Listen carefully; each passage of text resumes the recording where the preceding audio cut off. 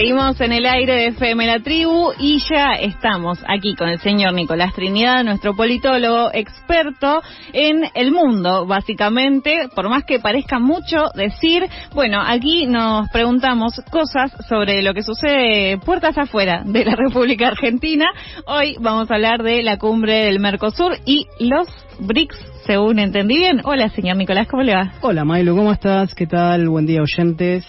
Sí, vamos a hablar del Mercosur y los BRICS, porque en la misma semana se llevaron dos cumbres. O sea, entre el 2 y el 3 de julio se llevó o se celebró en Buenos Aires la 60ª cumbre.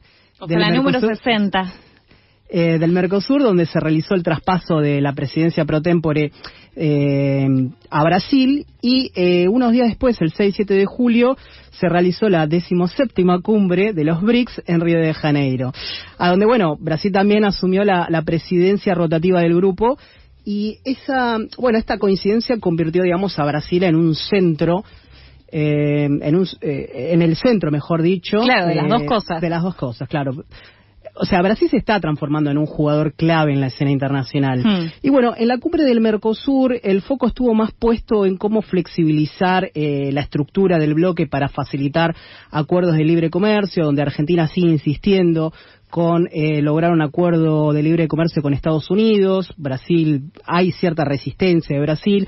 A Estados Unidos prácticamente no le interesa un tratado de libre comercio con el Mercosur, más con Trump.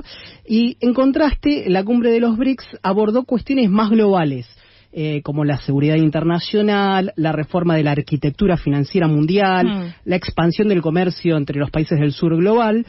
Y las diferencias son muy marcadas en cuanto a peso económico de los dos bloques. Sí. Por un lado, nosotros tenemos a Mercosur, que representa el 3,5% del PIB mundial, y los BRICS concentran el 40% del comercio mundial. Pero ahí la diferencia es sus integrantes, básicamente. Claramente, bueno, vamos a recordar que los BRICS originales, los países fundadores, son Brasil, Rusia, India, China y Sudáfrica. Ya con China y Brasil y la India tenemos una cantidad de habitantes importante. Que ahí ya te mueven todo el amperímetro del PBI, básicamente. Tal cual. Y bueno, Brasil actúa como un puente entre estos dos bloques, que si bien tienen diferencias marcadas, comparten principios como la cooperación sur-sur, la búsqueda de un desarrollo económico autónomo. Y sin embargo, no sé si recuerdan esto, pero Argentina en el año 2023 fue oficializado para ingresar a los BRICS, y cuando asumió Javier Milei rechazó esta invitación, que fue un error garrafal. O sea, una membresía bastante corta, digamos que aprovecharon los 3 meses de suscripción que te vienen con la tarjeta de crédito en las plataformas, y se lamentablemente se anunció de que íbamos a ingresar, y bueno, Javier Milei cuando asumió rechazó la invitación de unirse a los BRICS. Pero bueno, quiero diferenciar un poco lo que son el Mercosur y los BRICS, porque siento que no está muy en claro. El Mercosur quizás es más claro para nosotros, pero no tanto los BRICS. El Mercosur, bueno, ya sabemos que es una unión aduanera regional que está enfocada en América del Sur, tiene estructuras institucionales formales y está orientado al comercio intrarregional. En cambio, los BRICS constituyen un foro de cooperación global entre potencias emergentes, tienen mucho énfasis en la reforma del orden mundial, en el multilateralismo, la creación de alternativas al sistema financiero, que está dominado principalmente por Occidente, y aunque ambos bloques promueven la autonomía frente a los países más desarrollados, hay diferencias. Vamos a ir a la cumbre del Mercosur en Buenos Aires. Bueno, en la cumbre del Mercosur se concluyeron las negociaciones para llegar a un acuerdo de libre comercio con la Asociación Europea de Libre Comercio, que está integrado por Noruega, Suiza, Islandia, Liechtenstein. Todavía sigue empantanado en las negociaciones con la Unión Europea para cerrar ese acuerdo. No sé si recordás que esto data de por lo menos de la administración macrista, que se había logrado un acuerdo. Bueno, está unas idas y venidas ahí medio tensas. Está bastante estancado por la oposición del sector agrícola francés, y también por cuestiones ambientales. Sí. Pero bueno, Los BRICS, por su parte, están en plena expansión. Desde su fundación en el año 2009 ya la integran 20 países, entre ellos Egipto, Irán, Emiratos Árabes, Indonesia, que ingresaron el año pasado. En este grupo hubiera ingresado Argentina, claro. que fue cuando el Jabo dijo que no. Exactamente. Bueno, y actualmente representan el 50% de la población mundial. Ya dijimos que representan el 40% de la economía global, sí, y más del 40% de la producción mundial del petróleo. Y en esta cumbre de Río se reafirmó el objetivo de consolidarse como una fuerza geopolítica global, con propuestas para reformar el Consejo de Seguridad de las Naciones Unidas.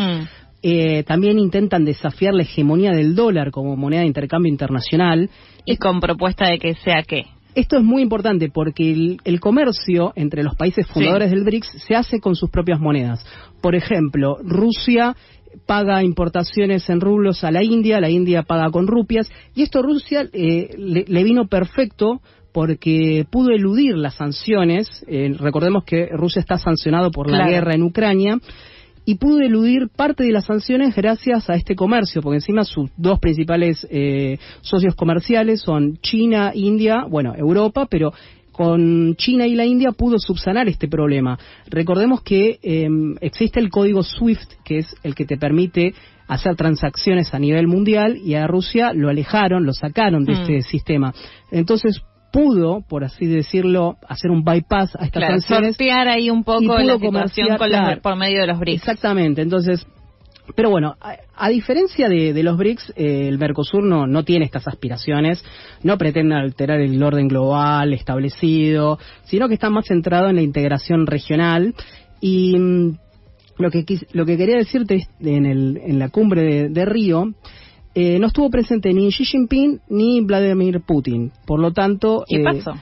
Mira, yo entiendo que Vladimir Putin faltó por la cuestión de que pesa sobre él una orden de arresto de la Corte Penal Internacional por crímenes de guerra en Ucrania. Claro. Entonces, yo creo que está guardándose un poquito en Rusia, básicamente. Se cuida, digamos, de hacer algunos viajes a donde no se siente seguro, más que nada en América Latina, que siempre hay mucha influencia de servicios. Y bueno, Lula se transformó entonces en el centro, digamos, de toda la cumbre, en los cuales, abordaron temas de seguridad, porque condenaron los ataques terroristas a Jammu y Cachemira, que esto lo hablamos acá en este espacio. También expresaron preocupación por la situación en Sudán, que también lo hablamos acá, lo que sucede en Siria, en Haití. Y nuevamente, Brasil y la India reiteran su posición de obtener un asiento permanente en el Consejo de Seguridad de las Naciones Unidas. Recordemos que hay 5 países en el Consejo de Seguridad, que son las 5 potencias declaradas, que son Estados Unidos, Rusia, China, Francia e Inglaterra. Y recordemos que cuando hay votaciones, pueden votar 180 países a favor de una resolución, por ejemplo, en condenar a Israel por crímenes de guerra, pero con el voto de uno de solo estos países en contra de eso te baja toda la resolución, que es lo que ha pasado sistemáticamente con Israel, por ejemplo. Siempre Estados Unidos bancando ahí la posición de Israel y saca el veto y listo. Entonces, en esta cumbre también se debatieron reformas a instituciones internacionales como el FMI, el Banco Mundial, que recordemos que son instituciones heredadas de los acuerdos de Bretton Woods, de la Segunda Guerra Mundial. Y estarían para revisar un poquito, digamos. Hay que cuestionarlas porque ya le falta representatividad. Sabemos que está muy influenciado por Estados Unidos, y como alternativa el bloque, los BRICS crearon el nuevo Banco de Desarrollo, tiene sede en Shanghái y es presidida por Dilma Rousseff, la expresidenta de Brasil, y ha financiado más de 120 proyectos en todo el mundo. Ha invertido $40.000 millones. Solamente en Brasil se invirtieron en 20 proyectos y $3.500 millones. Y un aspecto importante que resaltó Lula en la cumbre fue que prácticamente el 31% de los proyectos del Banco de Desarrollo, se ejecutan en la moneda local, que era lo que estábamos hablando de que los países comercian con su propia moneda, y en este caso la financiación de los proyectos también se realiza con su propia moneda. Obviamente el Mercosur no tiene ningún modelo parecido. recordemos que no cuenta con bancos propios de desarrollo, sino que depende de las instituciones como el BID, el CAF, el Fonplata, que aunque tienen sede en América Latina, tienen accionistas o directores de América Latina, están muy influenciados, digamos, por Estados Unidos. Entonces, habría que hacerse la pregunta si hay compatibilidad entre los dos bloques, entre el Mercosur y los BRICS. Y sí, existe compatibilidad. O sea, ambos bloques comparten una visión sobre el desarrollo económico autónomo, cooperación sur-sur. Y para mí existen 3 aspectos o 3 áreas a donde se podría colaborar efectivamente. Uno de ellos es la agroindustria y biotecnología, donde Argentina y Brasil lideran el área. Sí. La cooperación con países como China mejoraría el acceso a la tecnología, lo cual le daría un salto cualitativo. La coordinación internacional, porque muchos de estos países integran simultáneamente al Mercosur, BRICS, G20. Esto abre la posibilidad de coordinar posiciones y propuestas en foros multilaterales.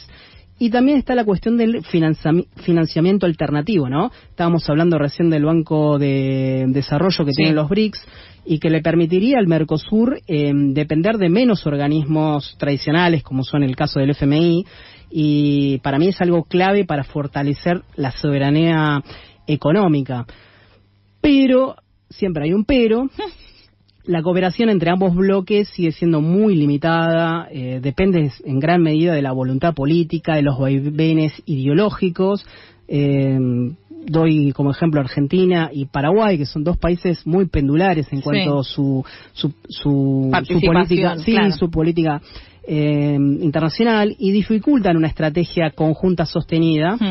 Aún así, cabe destacar que incluso cuando estuvo Jair Bolsonaro en la presidencia de Brasil, mantuvo su posición y de compromiso en los BRICS, no se distanció de países como Rusia o China, que son enemigos declarados de Estados Unidos, y a pesar de que ahora mismo hay una tensión con Estados Unidos que ha complicado mucho las cosas, porque tras la cumbre de los BRICS, la administración de Donald Trump impuso aranceles del 50% a los productos brasileños, lo cual muestra un descontento de Washington hacia el bloque, que lo preside China justamente, que es uno de los grandes, enemigo número uno. El enemigo número uno, pero además porque representan una amenaza directa a la hegemonía del dólar. O sea, recordemos que después de la es un gigante con mucha plata, digamos. Mucha plata, y está debatiendo el status quo que existe, ¿no? De que la moneda internacional es el dólar.